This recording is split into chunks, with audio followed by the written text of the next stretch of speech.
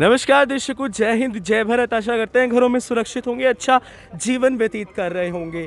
जी हाँ, आज दूसरा दिन है वो हो चुका है लॉकडाउन का। गृह मंत्री अनिल विज ने 2:55 पर ट्वीट कर कहा था और जानकारी दी थी जिस तरह से जो माहौल है, कोरोना की स्थिति है वो हाथ के नियंत्रण से जा रही है बाहर, तो लॉकडाउन आवश्यक होता है और लॉकडाउन आवश्यक लगाना ज़रूरी भी था। ये तर्क गृह मंत्री अनिल विज के थे। इसी प्रकार से जो रोडवेज़ के कर्मचारी थे, रोडवेज़ में जो जा रहे लोग थे, उनका भी कल बयान आता है। जो हम बता दें आपको, हरियाणा के जो रोडवेज़ के मिनिस्टर हैं मूलचंद शर्मा, वो कहते हैं और वो उनकी तरफ से ये बयान जारी किया जाता है, अगर बहुत ही आवश्यक हो तभी आप लोग यात्रा करें। और जो मुखिया होगा, जो मैं कहना चाहूँगा, जो परिवहन का मुखिया होगा, जो स्टेशंस के मुखिया होंगे, बस स्टैंड के मुखिया होंगे, वो अगर सवारी मिलती है तो उसके अकॉर्डिंग जो है बसें वो लगवा सकेंगे। और जैसे ही बसों में 25 या 20 सवारियां भर जाती हैं, वो बसेस स्टेशन से, यानी कि जो अपने स्टैंड से है, वो रवाना हो जाएगी। कहीं ना कहीं अमूमन तौर पर बहुत भीड़ हुआ करती थी जो बस स्टैंड है, क्योंकि कहीं लोग आवाजाही करते थे, कहीं लोगों को किसी के पास जाना था। लेकिन आज जो मैं धरातल की स्थिति आप सभी के सामने लाया हूँ, उसमें भीड़ काफ़ी कम देखने को मिल रही है। यानी कि यहाँ पर एक डेढ़ घंटे से बसें चल रही हैं, लेकिन उसमें 10 सवारी भी नहीं बैठ पा रही है। इस तरह से वो लोग वेट कर रहे हैं कि आखिर सवारी पूरी हो जाए, 20 की सीट्स पूरी हो जाए, तब हम उन सवारियों को आगे लेकर ज़रूर जाएं। ये ताज़ा हाल आप देख रहे हैं यमुनानगर के बस स्टैंड से, जहाँ पर औद्योगिक क्षेत्र है यमुनानगर, जहाँ पर काफ़ी ज़िलों से लोग आते हैं, काफ़ी स्टेट से लोग आते हैं अपने जीवन यापन करने के लिए। और साथ ही साथ आप सभी को एक और जानकारी भी देना चाहेंगे कि जिस तरह से कोरोना की मार के चलते मूलचंद शर्मा का ये भी कहना था कि जो भी आवश्यक सेवाओं के लोग हैं, जिस प्रकार से अगर कोई जॉब करनाल कर रहा है, यमुनानगर रहता है, तो उसे डेली पैसेंजरी करनी है, वही व्यक्ति हैं बसों में जाएं।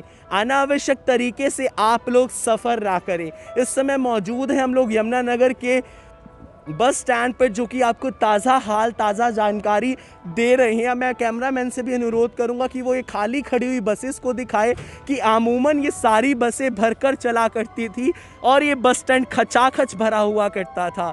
लेकिन पिछले दिनों से जब लॉकडाउन की स्थिति आई, कोरोना के उछलते मामले सामने आए, तो कहीं ना कहीं ये जो स्थितियां हैं, ये स्थितियां परे हो चुकी हैं और स्थितियां परे होनी लाजमी भी बनती हैं। हम आप सभी को जानकारी दे रहे हैं और बता रहे हैं कि आखिरकार ये रोडवेज़ की बसें हैं, कुछ स्टेशंस पर तो चल रही हैं, कुछ लोगों तक तो पहुंचा रही हैं एक दूसरे को, लेकिन क्वांटिटी में जो बसेस चला करती थी वो क्वांटिटी में बसेस नहीं चल रही हैं। बहुत मिनिमल बसेस चल रही हैं, बहुत कम बसेस चल रही हैं। और साथ ही साथ आप सभी को बता रहे हैं कि अगर आपसे भी अनुरोध हम यही करना चाहेंगे कि लॉकडाउन में निजी वाहन के साथ आप लोगों को सफ़र नहीं करना है। अगर आप सफ़र करना चाहते हैं तो आप सार्वजनिक तौर पर बसों का सहारा ले सकते हैं। अगर आप बसों में जाएं तो बहुत ही आवश्यक काम हो, बहुत ही ज़रूरी काम हो, बहुत ही इम्पॉर्टेंट काम हो, तभी आप अपने घरों से बाहर निकलकर जो हरियाणा रोडवेज़ की बसें हैं उनका उपयोग कर सकते हैं और उपयोग करने के साथ साथ आप इनमें जा सकते हैं। लेकिन अनावश्यक कार्यों के लिए, जो बहुत ही अनावश्यक कार्य हैं, जो ज़रूरत नहीं है जिन कार्यों की, सैर सपाटा करने के लिए, घूमने के लिए, वैसे ही आप लोग सड़कों पर ना निकलिए। IBN 24 आप सभी से अपील करना चाहता है कि आप बहुत ज़रूरी हैं तभी घरों के बाहर निकलिए, क्योंकि कोरोना के मामले दिन ब दिन बढ़ते जा रहे हैं। अमूमन 3.5 लाख मामले सामने आ रहे हैं और दिन ब दिन मृत्यु का दर है वो बढ़ता ही जा रहा है। कहीं ना कहीं पहले भी हमारे देश ने कोरोना के साथ मात दी थी, लेकिन समय अभी भी है कि हम लोग अब एक और फिर बार जुट होकर इस कोरोना जैसी भयावह बीमारी का, जो महामारी का रूप ले रही है, उस बीमारी को हम लोग ख़त्म कर सकते हैं। तो जिस तरह से आप देख रहे हैं कि बसें बहुत समय से खड़ी हुई हैं, अपनी सवारियां पूरी करती हुई ये बस जा रही है। ये बस यमुनानगर से गढ़ी बीरबल जा रही है, जो कि पास में ही है यमुनानगर के। और कहीं ना कहीं तौर पर दिखाया जा रहा है कि जो बसें हैं वो बसों में जो क्वांटिटी है वो 10 से 12 लोग ही हैं जो बसों में बैठे हुए हैं। और यहाँ पर जो लोग हैं, जो संचालक हैं बसों के, उनका ये कहना है कि ज़्यादा व्यक्ति बिठाने की हमें परमिशन नहीं है, हम सिर्फ 20 लोग ही बिठा रहे हैं। बल्कि कई बसेस तो 2 घंटे से खड़ी हैं, उसमें पूरी सवारियां ही नहीं हैं।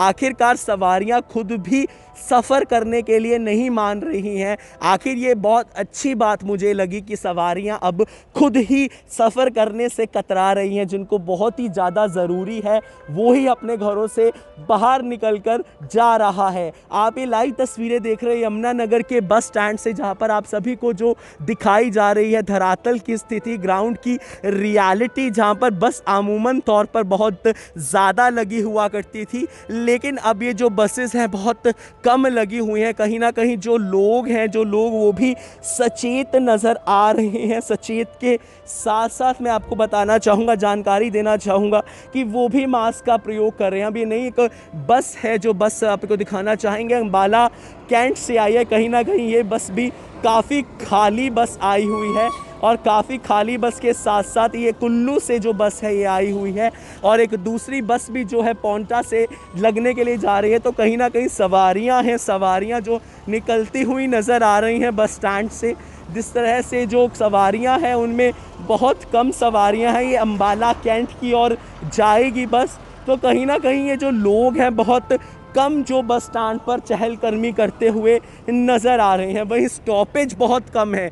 दिखाना चाहूँगा बस को, देखिए कि इसका स्टॉपेज बहुत कम समय के लिए रखा गया है, ताकि आवश्यक लोग ही इस बस में चढ़ पाएँ, अनावश्यक लोग इस बस पे ना चढ़ पाएँ।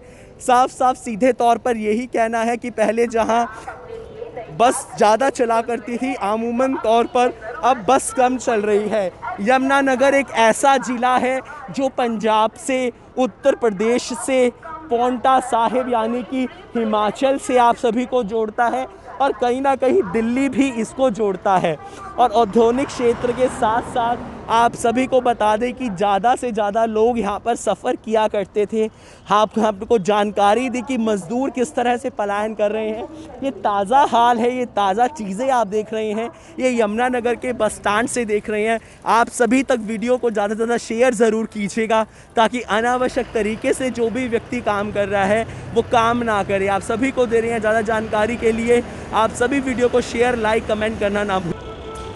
आमूमन तौर पर आप सभी को बता दें कि ये बस स्टैंड की सीट थी वो भरी हुई रहा करती थी, लेकिन कहीं ना कहीं आज जो है बस स्टैंड की सीट बहुत खाली है। और मैं कहूँगा कि जो मतलब कि संचालक होते हैं, जो लोग हैं, जो मैनेजमेंट सिस्टम है, उन्होंने कोई ना तो सैनिटाइजिंग की व्यवस्था करी हुई है, ना ही यहाँ सीट पर जो मार्किंग है वो मार्किंग हुई लगी नज़र आती है कि आपको एक सीट छोड़कर बैठना पड़ेगा या 2 सीट छोड़कर बैठना पड़ेगा। सिर्फ एक गोले खाना पूर्ति के लिए बना दिए गए हैं, लेकिन इन गोलों का प्रयोग कोई नहीं कर रहा है। तो कहीं ना कहीं यहाँ की जो प्रबंधक कमेटी है, उस प्रबंधक कमेटी को ये जानकारी देनी चाहिए, और जानकारी होनी भी चाहिए कि जिस तरह से जो हाल है वो धरातल के हाल नहीं, धरातल की स्थितियां होनी चाहिए।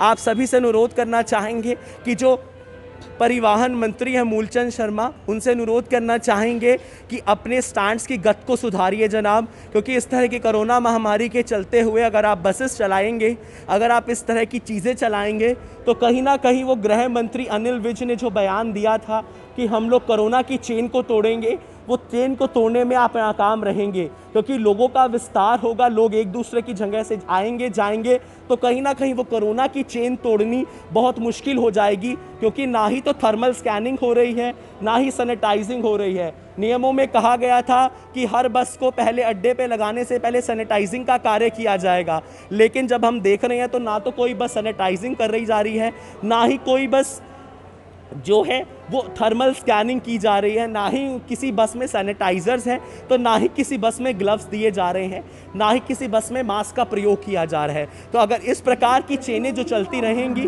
अगर इस प्रकार के जो सिस्टम बने रहेंगे, तो कहीं ना कहीं हम लोग अपने आप पर ही एक सवालिया निशान ज़रूर खड़ा करते हैं कि हम लोग कोरोना की चेन को तोड़ पाएंगे या नहीं पाएंगे। ज़्यादा से ज़्यादा शेयर ज़रूर कीजिएगा। आप मुझसे हमको दे दीजिए इजाज़त।